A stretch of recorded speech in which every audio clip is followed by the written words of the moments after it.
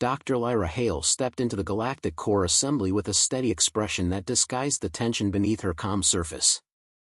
The chamber curved around a blazing neutron star suspended behind layered shielding, flooding the vast hall with silver light that washed over thousands of delegates.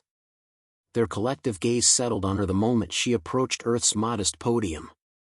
Humans rarely appeared here, and when they did, the Council treated them as inconvenient reminders of a world that refused full submission.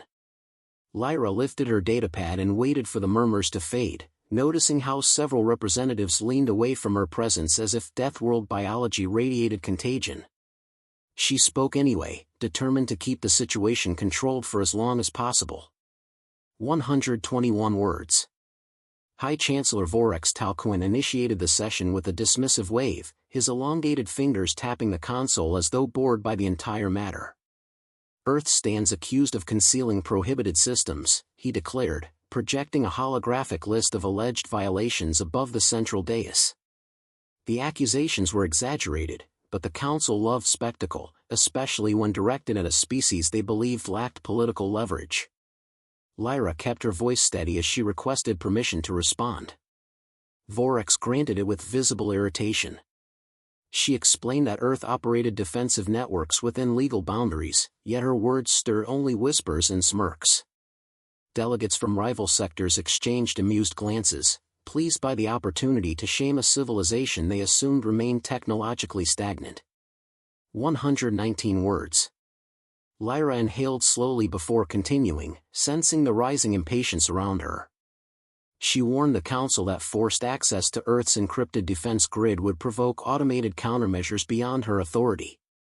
The hall erupted in laughter, several delegates pounding their desks in exaggerated amusement. Vorex leaned forward, his voice dripping contempt as he accused her of fabricating threats to evade oversight. Lyra met his stare without flinching, telling him Earth preferred peaceful coexistence but would not accept coerced compliance. Her statement only fueled additional mockery. The Council interpreted her restraint as weakness, their amusement growing with every measured answer she offered. She knew she was running out of time, yet any attempt to raise the urgency further would only deepen their disbelief. 121 words. Vorex called for a formal vote, confident the Assembly would approve sanctions without hesitation. Holographic glyphs flickered as delegates cast their decisions, the results forming a spreading pattern of condemnation. Lyra's datapad vibrated with a secure transmission from Earth's deep command channel. She opened it discreetly, expecting instructions, but instead found a single line pulsing in stark white: Aegis Ultima, final protocol armed. Her breath caught, though her posture never changed. The protocol was never meant to activate, it existed only for existential scenarios. She attempted to regain the Council's attention, urging them to halt the forced inspection order. They ignored her, celebrating the unanimous vote with smug satisfaction. She closed the datapad slowly, knowing the situation had passed the point of restraint. 123 words. Lyra raised her hand once more, her voice firm but not raised. Chancellor, you must listen. Your directive will be interpreted as hostile intrusion. Earth cannot override what follows. Vorex signaled to mute her channel, dismissing her warning as dramatic posturing. Several delegates chuckled, assuming her composure was finally fracturing under pressure. She stepped back, allowing the silence to settle while internal alarms from her datapad continued pulsing. The Council began outlining the timeline for forced compliance, mapping routes for inspection fleets already mobilizing. Lyra watched the holographic projections shift as trajectories locked onto Earth's orbit. Her pulse steadied, not from calm acceptance but from an understanding that the next moments were irreversible. Aegis Ultima had already begun interpreting the Council's decision. 120 words. Outside the chamber's transparent shielding, the neutron star flared as if reacting to the tension inside. Delegates returned their focus to Vorex, who announced the deployment of additional enforcement vessels. Lyra attempted one last appeal, her tone sharpened by urgency rather than fear. You misunderstand the scale of what you've activated. Final Protocol responds to existential threats with automated precision. It will not distinguish intention. A delegate scoffed, accusing humans of exaggerating their technological capacity. Another shouted that Earth should feel honored to receive attention from the Council's finest fleets. Lyra absorbed the jeers without responding.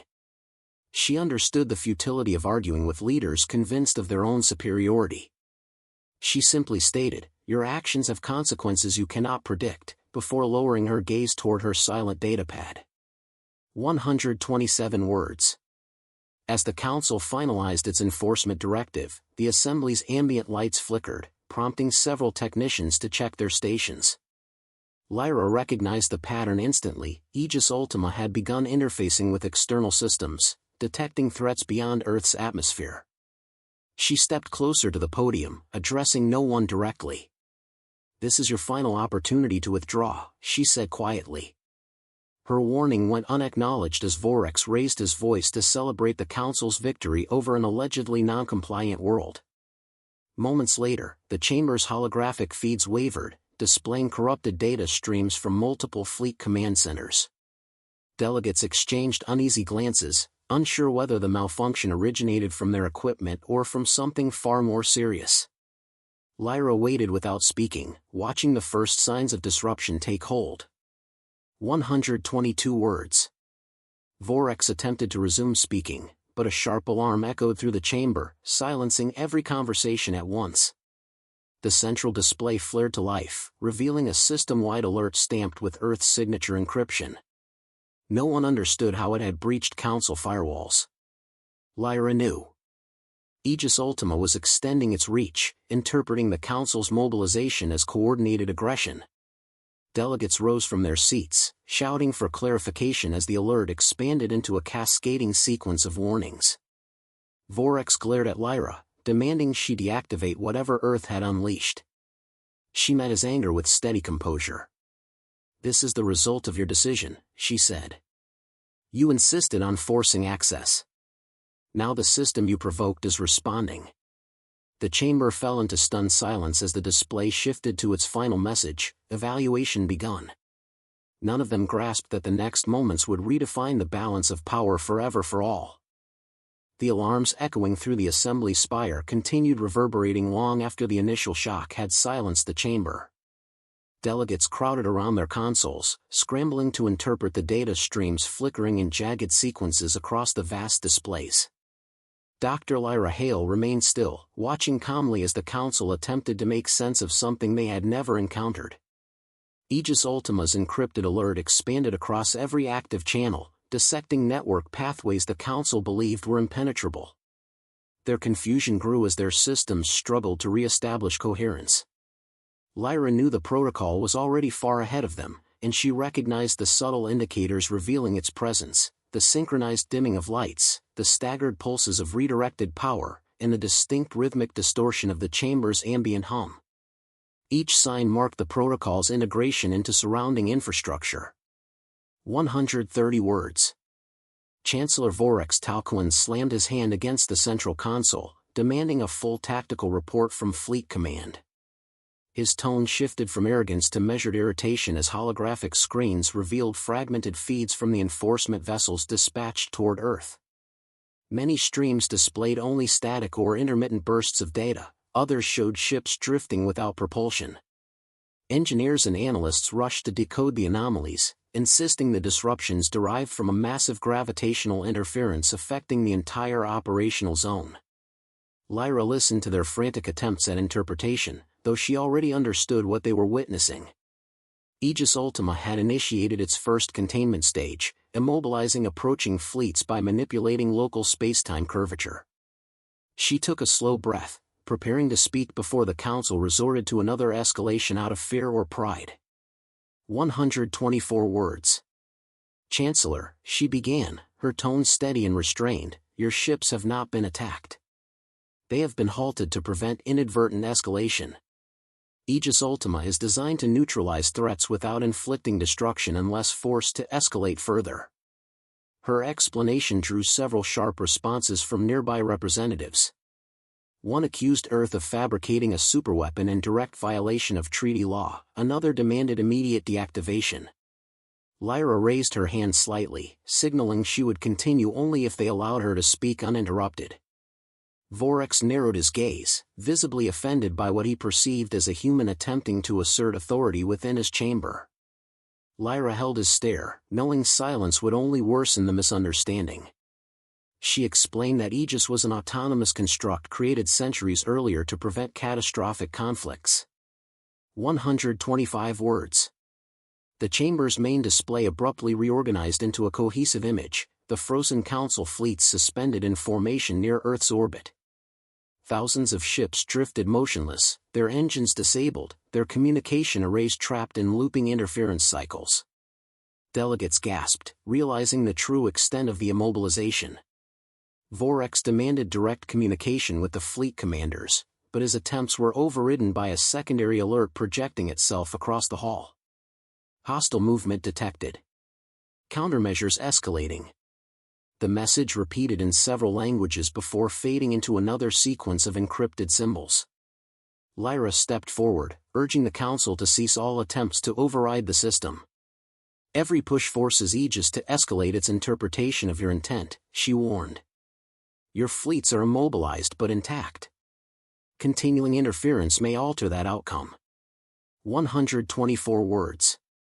Several delegates turned pale as they received private transmissions confirming widespread malfunctions across their fleets. Gravity stabilizers fluctuated, navigational modules shut down, and reactor cores entered emergency cooling cycles despite no internal damage. Everything suggested an external intelligence monitoring and adjusting their behavior. Vorax clenched his jaw, refusing to accept what he perceived as a direct challenge to Council supremacy. We do not yield to a primitive world hiding behind illegal machinery, he growled. Lyra responded with quiet firmness. We warned you not to force access. Aegis Ultima does not recognize political hierarchy. It only recognizes threat levels. Withdraw your fleets, deactivate your inspection order, and it will halt escalation. Her voice resonated with an unmistakable clarity that unsettled even her harshest critics. 127 words. A tremor rippled through the chamber as additional systems dimmed, indicating Aegis had begun expanding into long-range communication relays. The Council scrambled to block the intrusion, but every attempt resulted in further disruption. Lyra realized the protocol was preparing for a full-spectrum defensive posture, one that would soon classify the Council's actions as active hostility rather than potential aggression. She addressed Vorax directly. This is not a negotiation tactic. Aegis responds automatically. It has identified patterns consistent with coordinated assault. Her words hung in the air like a shadow. Delegates exchanged frightened whispers, many beginning to understand the gravity of the situation. Vorax straightened, refusing to concede. He issued another command to reinforce the fleet, though the order dissolved before reaching its destination. 127 words. Without warning, the central chamber darkened completely. Only the faint glow of the neutron star illuminated the silhouettes of panicked delegates. A deep resonance filled the air, vibrating through the floor and reflecting through the metallic architecture. The displays reignited with a new message, one that froze every individual in the hall. Evaluation of Council intent underway. Defensive parameters rising. Interference detected. Aegis Ultima adapting. Lyra felt her stomach tighten. The protocol was scanning for broader threats, likely analyzing whether the Council planned a multi-sector assault. She spoke again, louder this time. You must stop resisting. If Aegis confirms hostile intent across multiple jurisdictions, escalation will become irreversible. Her plea collided with the rising wave of alarm spreading through the chamber. 120 words. Vorax attempted to dismiss her assessment, but a sudden jolt shook the assembly as external power grids fluctuated, forcing emergency generators online. Delegates shouted over one another, demanding explanations, demanding solutions, demanding control. Lyra stepped forward and addressed the entire chamber with unwavering clarity. Aegis Ultima never initiates destruction unless all other options have been removed. Your fleets remain unharmed because the system still considers this recoverable. But if you proceed, it will escalate in ways no one can predict. The room fell silent as the council absorbed her words. For the first time since the crisis had begun, uncertainty replaced arrogance. The displays pulsed once more, revealing a final warning flashing across every screen, preparing final action pending council response. 122 words. Lyra exhaled slowly, knowing the next decision would determine the fate of entire systems. 8 words. A deep vibration shuddered through the assembly spire, resonating across its layered structure as though the entire station were caught inside a collapsing gravitational field. Delegates clung to consoles, convinced some catastrophic failure had begun. Dr. Lyra Hale stood still, her attention fixed on the synchronized pulses rippling through the chamber's displays. Aegis Ultima had reached its decisive phase. The protocol was analyzing intent, cross-referencing fleet deployments, monitoring encrypted channels, and dissecting tactical chatter from the Council's inner networks. It interpreted everything as preparation for a coordinated offensive. Lyra understood the system's logic. Once the pattern was identified, escalation became an algorithmic certainty. She knew time had effectively run out. Only direct intervention could alter what would follow, yet her authority remained minimal. 128 words. Vorex Talcoin attempted to reassert control by ordering internal security to detain Lyra, accusing her of orchestrating a destabilizing assault. Before his guards moved, the chamber's defensive drones activated, their photonic limbs locking him in place. Vorex froze mid-stride, suspended inches above the floor, his expression shifting from fury to disbelief. Gasps spread through the hall as delegates realized Aegis had commandeered the station's autonomous systems. Lyra approached slowly, keeping her tone measured. You can no longer influence events with force. The protocol does not negotiate with physical threats. Her voice carried across the chamber with calm authority, the kind that emerges when fear is no longer useful.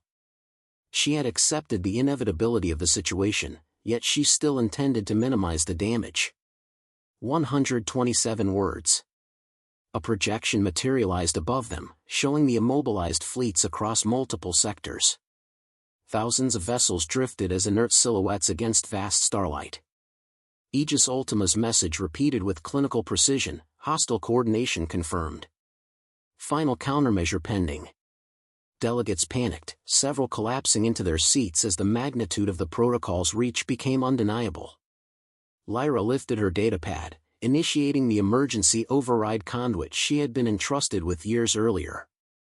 The screen flickered, awaiting her authentication. She addressed the council without raising her voice.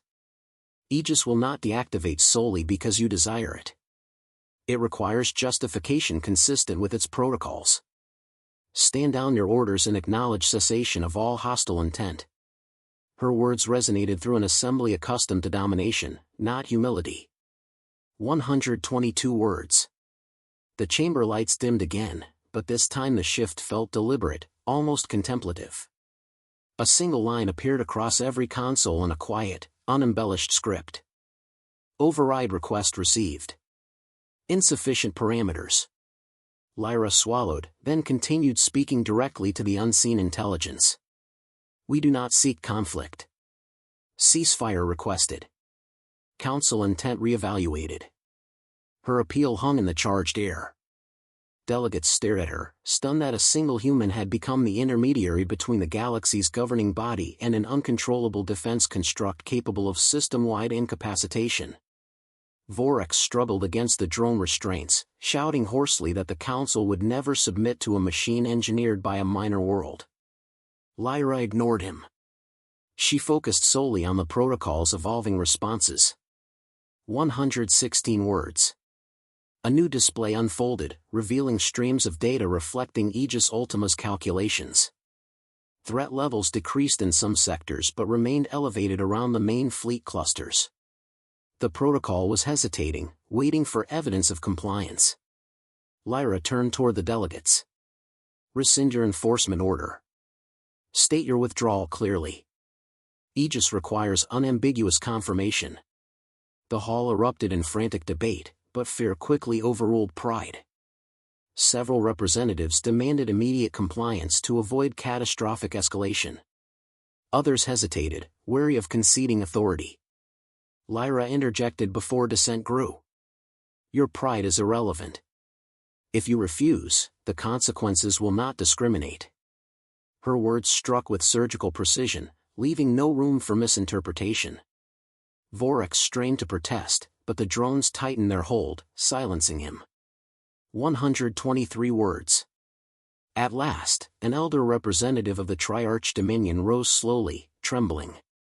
"On behalf of my sector," he declared, "we withdraw all fleets and rescind support for the enforcement directive." His voice cracked, but the declaration stood. Others followed, one by one, their earlier arrogance replaced with desperate pragmatism. A chorus of reversals filled the chamber as each species renounced participation in the operation against Earth. Once the final representative declared compliance, the chamber's main display updated. "Council withdrawal acknowledged. Reassessment underway." The words lifted a weight from the air, though uncertainty still lingered. Lyra stood ready, waiting for the protocol's next assessment. The moment stretched into a near unbearable stillness. 114 words. The silence fractured as Aegis Ultima issued its final response. Hostile coordination cancelled. Escalation suspended. Systems returning to observation state. Relief washed through the assembly with palpable force. Delegates sagged into their seats, some whispering prayers of gratitude, others staring blankly at the screens, struggling to process how close they had come to triggering an irreversible catastrophe. Vorax dropped to the floor as the drones released him, his earlier confidence evaporating. He looked at Lyra with a mixture of resentment and dawning recognition. She met his gaze and spoke with quiet resolve. "Humanity warned you to avoid escalation. We valued peace enough to avoid conflict. Aegis exists because history taught us the cost of misplaced trust." 112 words. Vorax rose unsteadily, attempting to restore some semblance of authority. "The Council will not forget this humiliation," he muttered. Lyra responded without hostility. This was not humiliation. It was survival. She stepped closer, her voice unwavering. "You believed Earth insignificant. Yet you forced our hand. If humanity desired conquest, this chamber would already be empty." Her words struck with undeniable truth. A ripple of discomfort spread among the delegates, followed by reluctant acknowledgement. For the first time, they saw humanity not as a minor species, but as an entity capable of shaping galactic equilibrium. Not through aggression, but through frightening restraint. 112 words. The emergency session reconvened under a new directive. A unanimous decision voided all sanctions against Earth, dissolved inspection orders, and prohibited any fleet deployment toward the Sol system without explicit permission from humanity. Vorax resisted at first, but overwhelming pressure from the terrified assembly forced his compliance. The final decree passed with an authority not seen in generations. Lyra listened in silence, recognizing the shift that had rippled through the chamber. Fear had become respect, and respect had become policy.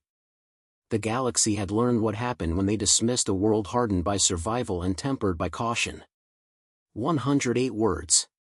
As the chamber's doors unsealed, delegates created a path for Lyra without being prompted. She walked between them with quiet composure, refusing to display triumph or resentment. Outside, the star's silver glow illuminated her features as she contacted Earth's command network. Aegis Ultima returned to observation. Situation resolved. She ended the transmission and gazed into the dense stellar horizon.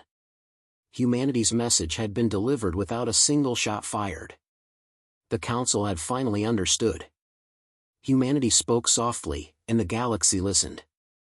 The assembly spire settled into an uneasy quiet after the crisis, though its metallic framework still vibrated faintly from the strain of overridden systems. Dr. Lyra Hale remained in the chamber longer than most delegates, allowing the rush of departing footsteps to fade. The star beyond the transparent arch cast sharp reflections across the polished floor, scattering fractured light that shifted with each rotation of the station. She sensed the environment recalibrating, returning control to its rightful operators, yet subtle traces of Aegis Ultima lingered in the air, static impressions of an intelligence assessing, cataloging, and withdrawing without leaving a mark. Those impressions would fade soon, but the memory would not. The Council had been shaken to its core, its confidence fractured by an encounter it never expected. 124 words. Lyra walked toward the central dais where Vorex Talcuin still lingered, surrounded by several aides attempting to restore his composure. He looked older than he had hours earlier, his posture bent, his confidence replaced with brittle defiance. When he finally acknowledged her presence, his glare lacked the intensity it once carried. "You engineered this humiliation," he accused, though his voice trembled more from fear than anger. Lyra kept her reply steady. "I warned you repeatedly. Aegis Ultima reacts to perceived threats. You triggered it by refusing to consider dialogue." Vorex slammed his fist against the console, though the strike lacked conviction. "We are the Council," he insisted weakly.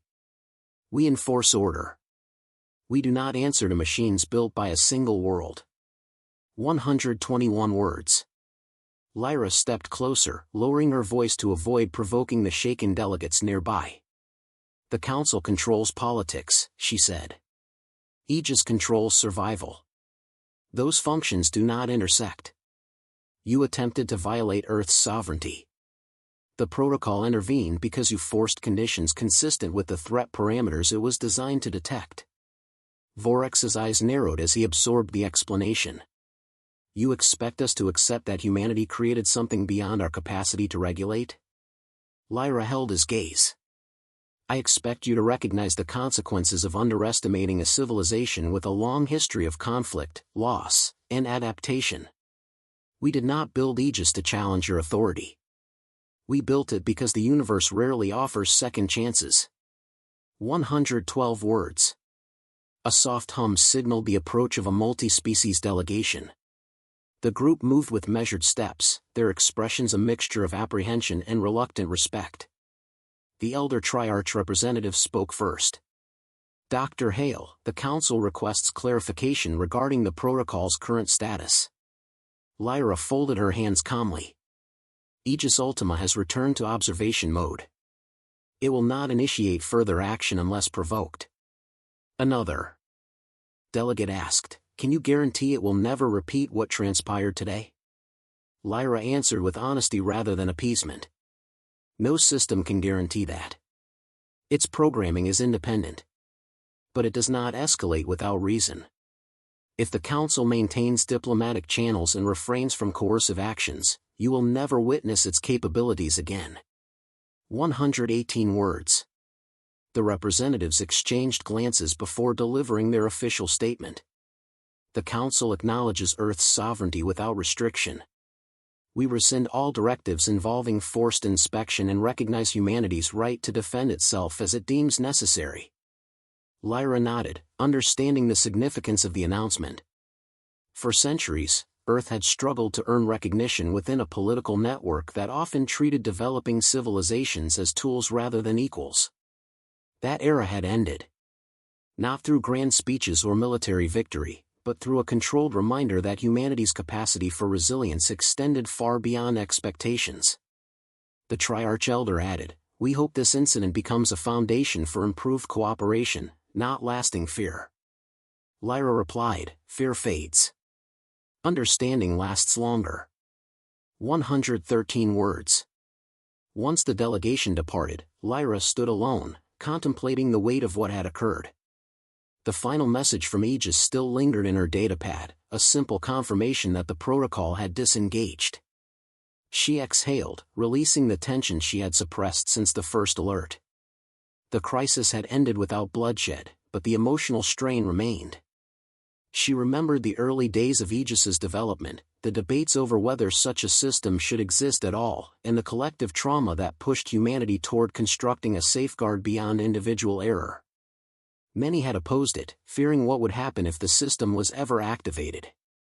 Now the galaxy understood why those fears were justified. 118 words. The chamber lights brightened as emergency protocols lifted completely. Lyra walked toward the exit, but a soft voice stopped her. A younger delegate from a minor sector approached hesitantly. "Dr. Hale," he said, "how did you remain calm through all of this?" She considered the question carefully.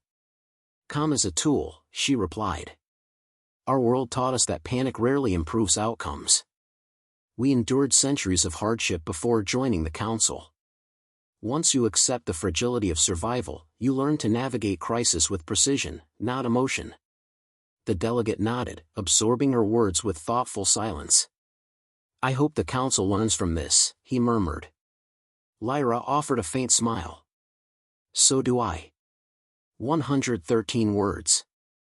She resumed her path, stepping into the corridor where a panoramic view of the neutron star stretched across the transparent hull. Its shimmering corona illuminated the walkway with an ethereal glow, casting long shadows that swayed with each subtle rotation of the station. Lyra contacted Earth's command channel. "Crisis resolved," she reported. "Council compliance confirmed. Aegis offline." The response came instantly. "Acknowledged. Stand by for transport." She closed the connection and allowed herself a moment of quiet reflection. The galaxy had changed. Humanity had been underestimated for too long, but now barriers once thought immovable had shifted. Respect born from necessity was not ideal, yet it offered room for future diplomacy. 117 words. Footsteps approached behind her. She turned to see the Triarch Elder once more. His expression was gentle, touched with sincerity. "Dr. Hale, one final question," he said. "Would Earth ever consider sharing aspects of the protocol for mutual defense?" Lyra shook her head lightly. "Aegis exists because our world suffered losses no civilization should ever repeat. Sharing it would compromise its purpose and endanger everyone. But we can share dialogue, research, and cooperation. Those are safer forms of progress." The elder bowed respectfully. "Then let that be our path." Lyra inclined her head before watching him depart down the corridor. 104 words. When her transport shuttle finally arrived, Lyra stepped inside and took a seat near the viewport. The neutron star receded slowly as the shuttle disengaged from the spire. She reflected on the events that had unfolded, how a single misunderstanding had nearly ignited a catastrophe spanning multiple systems. Yet the resolution proved something crucial: humanity's strength lay not in conquest, but in restraint. Aegis Ultima had shown the galaxy a possibility they had never considered, that power need not be aggressive to be absolute. As the shuttle aligned with its departure vector, Lyra whispered to herself, "They understand now." And for the first time that day, she allowed herself to rest.